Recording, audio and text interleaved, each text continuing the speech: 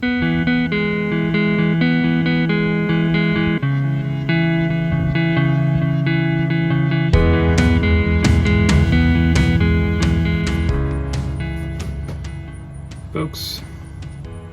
not working on the Jeep again. The turn signals are a big problem. You know, way back in the beginning of this whole project, I did get the turn signals working. I was very proud of myself for doing that. But yeah, it worked a little bit, but I failed on the first test drive. So something's wrong inside the switch. I don't know. I put our ohm meter back on it, and I've lost continuity between the power into the dash and the power at the column. So there's a break somewhere in the switch. It's not sending power through the switch anymore. Hazard still works, so it's on the turn signal side. And whatever it was blew the fuse. So I have a feeling there's an internal short. And I have a feeling there's an internal short somewhere in the switch. So I already got the steering wheel off, the rental tool from O'Reilly's again, and all the little bits and pieces that came out of it.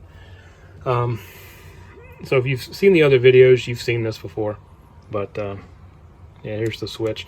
Power comes in right here for the turn signals, and I believe it goes around to here, goes into the switch, and then from there, you know, the selector sends power from there out to whatever light needs to be activated, and then of course the hazard just activates all of them. Got the little button here for the horn, or not the button for the horn, but the contact for the horn, and then the matching you know, wheel on the back of the steering wheel. I'm going to clean all that up while I'm in here. I fixed all the wiring under the hood for the horn some time ago, but never got to here. You know, the wire on the connector under here is disconnected, and I have continuity from here all the way to the horns. If I ground that wire, the horns work. So the issue is from that wire up to here. It's a bit of a bear to do this. The instructions are great from what I've read over them, and but this whole video is going to be a little messed up because of the time it's going to take to do this, but we'll get to it.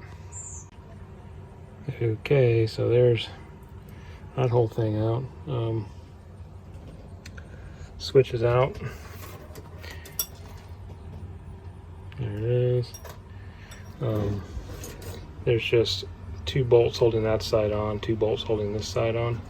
And it's just the hazard switch goes here, and the turn signal switch is there.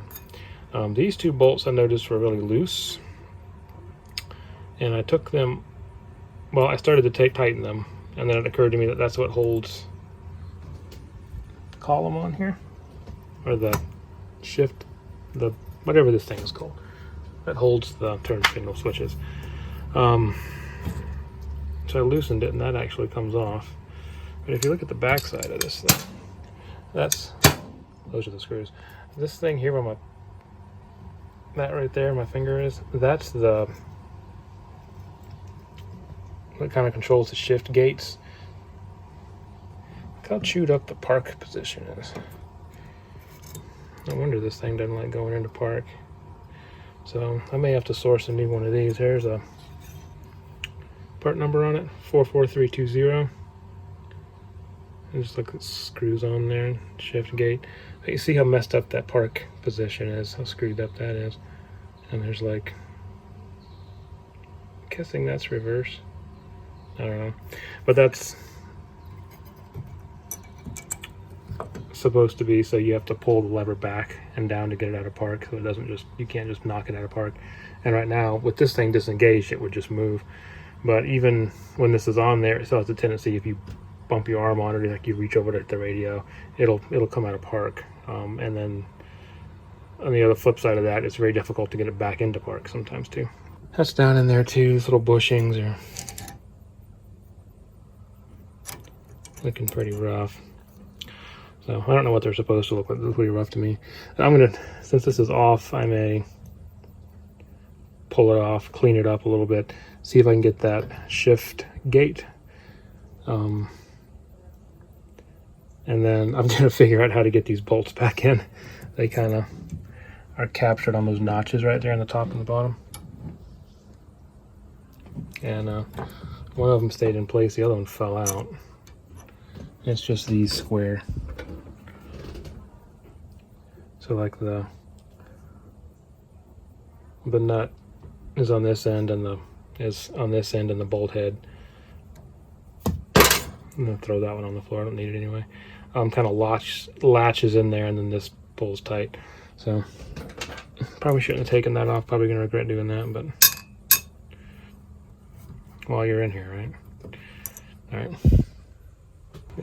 Better go back together. Otherwise, I'm gonna be driving a Jeep with no turn signal switch at all. And this, I don't think it's supposed to do that either. We'll figure that out. But main thing is turn signal switch, and then maybe the shift gate, since that's kind of a safety hazard. All right, that's it for today. We'll catch up some point in the future. I got more time. All right, back at it. It's been about a week. So I got the new switch on all of them. This is from Parts Dude 4x4. There's instructions and the pinout for the connector is also included. It looks like I might have to reuse one of these because my Jeep actually needs 2 of these on the harness, not 1. So that's fine. I have spares. I have the factory diagram here with the wire colors. So my plan is to get this situated. The replacement is a little different in that this switch has wires on top and bottom. The original one just had them on top. The bottom is free. So the routing for some of these wires is a little different. I mean, they all eventually have to end up down in there. But, like for instance, this wire would normally go up and around on the factory harness. But because of this, the fact that it's on the bottom instead of everything on top, it's going to kink it. So I might have to run it around this way. And I think they even include a picture in here of kind of how it looks, and you can see theirs run around that way too, and around that side of the switch. I am a little concerned about the cam here, like, actuating it enough if it'll eventually rub through these if they're running around it. But I mean, that could take a very, very long time. And I guess some electrical tape right there would probably help mitigate against that. Speaking of electrical tape, you can see how far up the switch that is taped. This is, I believe, the factory harness or factory piece. It's still got marks that the camera won't focus on. I think I'm going to start taping the new one about there, get it all taped up all the way to the end, and then I will snake a string. I've got some of the with mason's twine or whatever it's called, the stuff you use to lay out foundations and whatnot. So I'm gonna snake some of that through there so I can get everything tied together up here, and then one fell swoop try to pull all the wires through together. They came out together and without really any real issue, so I hope it'll go back in that way. In worst case, I'll have to unroll it and I'll waste the tape. But I got electrical tape up there. I'm going to tape the thing up. The instructions are pretty clear on getting in here and testing the old wiring to make sure that you know what left front is, what right front is, left rear, right rear, where your brake switch light or power wire is. So I'm going to do that just to make sure, and then I'll line up. I'll pin the new connector accordingly so that it lines up. So if his diagram doesn't quite match what's on the Jeep, who cares? It's a good starting point and a good reference. As far as this wire down here that I was concerned about, I did some reading. I looked at the wiring diagram and the parts diagram. This exploded view, I have the parts book, so I have a lot of these exploded views. And it looks like this is actually for this little guy up here, this little light, indicator light. There would normally be a shift gear indicator in here, so park, neutral, the Prindle, park, reverse, neutral, drive low. Mine didn't have that. I did find a replacement for it, a little lens that goes in here, but that red wire is powering this thing. I'm still confused about why it's grounding to the column, or when it has continuity between this and the column. The only thought is that maybe, or most likely, that this thing uses the column as the ground to complete the circuit, so that would explain that. Honestly, I need to get this back together more than I need to figure out the wiring integrity on this little guy. So that's going to stay unplugged for safety reasons. I don't want a dead short in my steering column. The horn button is right here. I am going to try to do a little bit of work on that, you know, the steering wheel like I talked about. Okay, this is back installed. It's getting snug. It's not been snug since I've owned it. The gear shifter actually moves through the gears nicer now. The shift plate on the back, I think you saw, was pretty worn out, so it will still go into drive without actually having to pull the lever back. But it does stop. It won't let you go back into park. But it does engage better now. The shift plate was actually loose, the little gate, and it's so worn out that that's why it's able to move without having to pull the lever back like you're supposed to pull it back. That's supposed to lock it in park so it won't get bumped out of park, but right now, and my foot's on the brake, but if it wasn't, it'd be down there right now. Well, that works again. This was really loose before. This actually wasn't all that hard to get back on. I thought it was going to be a hassle trying to get the square end of the bolts aligned with the notches in the lower steering column, but I found that if you install these first and just leave them really loose so the bolts are just kind of dangling out of the bottom, slide this on, get it adjusted, and as you tighten these up, it'll kind of pull up and it'll grab that notch as it comes up and then just pull tight. So it wasn't that bad. The little bushings and stuff are reinstalled. So now, next step is to snake this column or the wire up. So I've got my horn wire is the one wire that's left in there, and that was intentional. I left it in there so I'd have a wire. This is taped up to my string. This is got a big old spool over here. So I'm going to pull that wire up, pull the string through, get a whole bunch of extra out, and then I'll just pull this wire back through so it's in there. But I'm going to use this to get the string in the column, and then we'll do what we said earlier and tape all this mess up and pull it back through the column. Just be patient, take my time, and then once that's installed, I'll work on, you know, that mess down there. All right, horn button is back in, cord is up. This is kind of what I'm doing with these. So I'm just attaching the wire to it and giving it a little bit of electrical tape to hold it together, and just pull the end of the wire or the cord, the wire is attached to it, it comes right back through. Pretty easy with one wire. Not going to be so easy with these wires, but yeah. All right, there it is. I got the slack pulled out of it so they're all about equal, so that when they go down in the hole, there's not going to be one cord that's a lot longer than the other, or wire.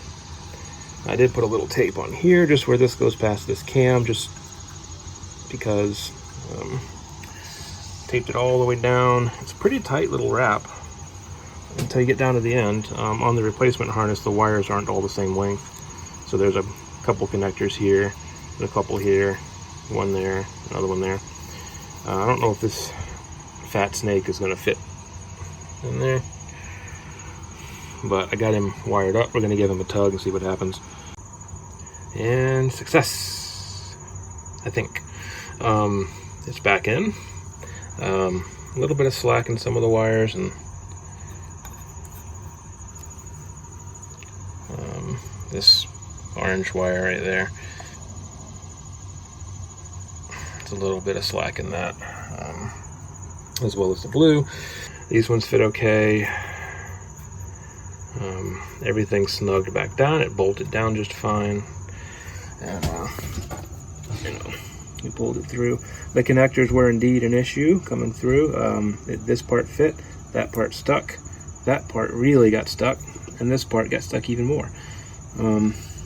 But you can see it pulled the sheeting back that I put on, but the connectors are fine, and I'm going to cut this back up to like here anyway. So this, from here down, was just to bundle the entire cable into one little cocoon. And then I'm going to put the original factory, whatever this is, chafe thing, abrasion guard. Goes in there like that. It sticks up in there. I'll put that back in there.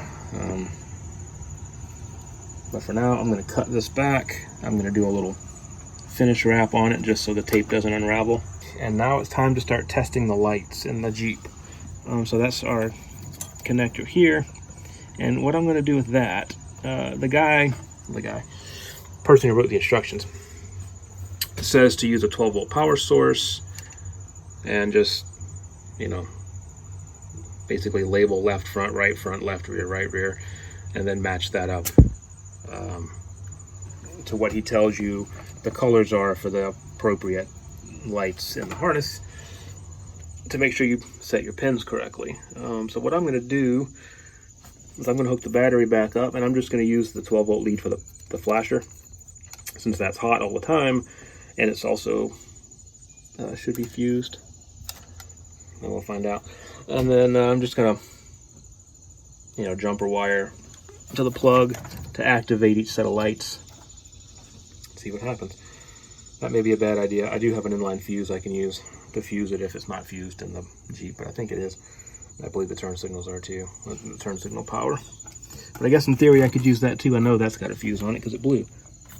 So maybe I'll use that. I know that's fused. I'll just turn the ignition into accessory.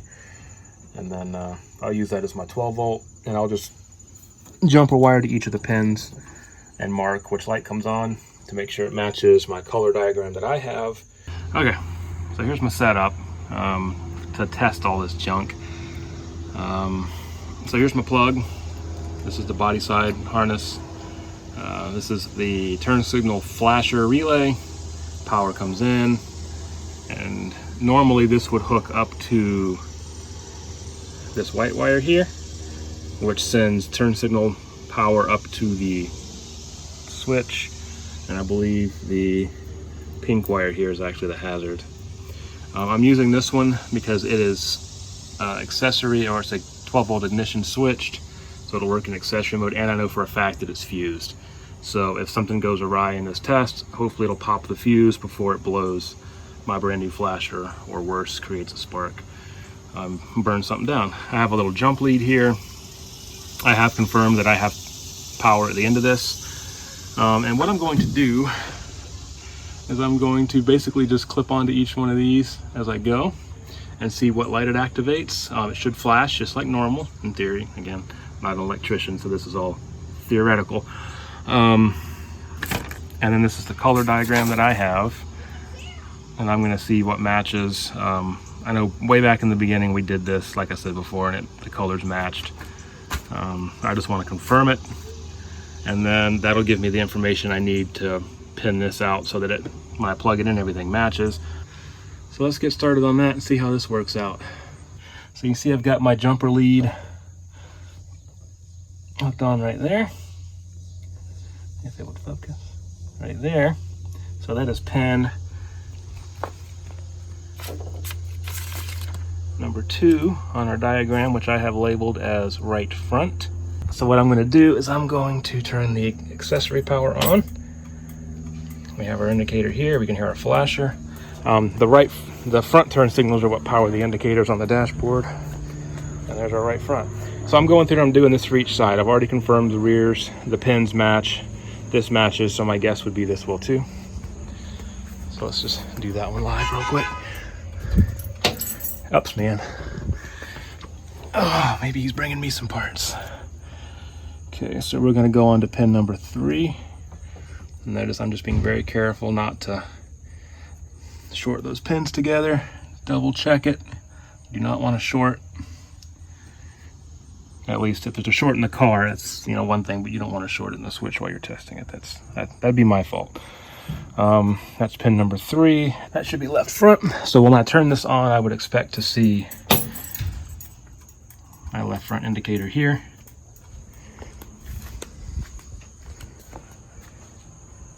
And I've got a very dim bulb here, so that means I've probably got my bad, I've probably got a bad ground again. But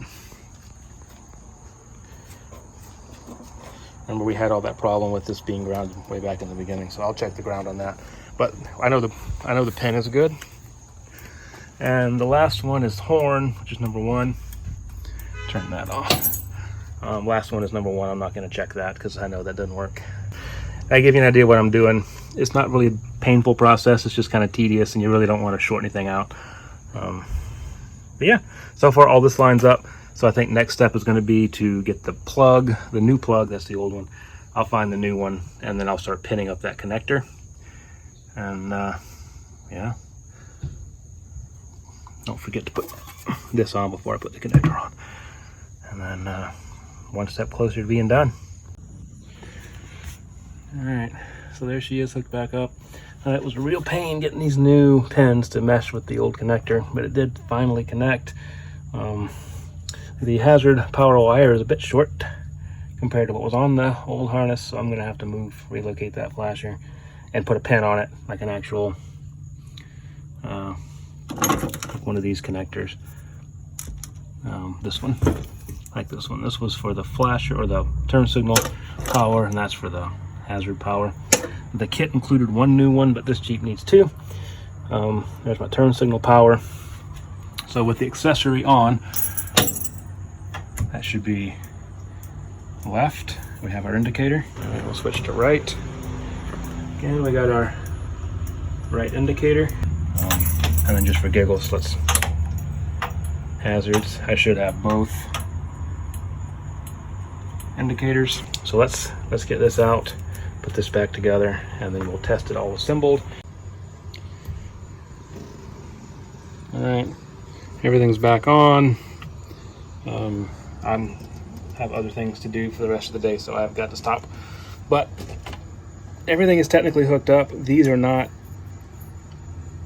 correct. Need to put some electrical tape around that or something, because if that's hot all the time, and if it grounds out against something, that's going to be a short.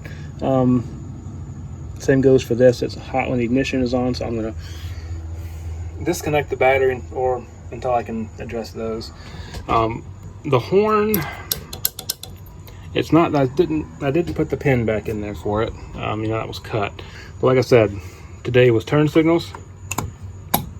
Turn signals work. Steering wheel's back on, it turns the wheels. You know, we know the shifter engages like it should. So I'm gonna put a wrap on this for now. The Jeep is an absolute mess. There's crap everywhere. But yeah. Next bit is gonna be adjusting these, both front hubs, because they've got a lot of play in them. I don't know if they're worn out or just poorly adjusted. But that'll be another video. And yeah, thanks for watching.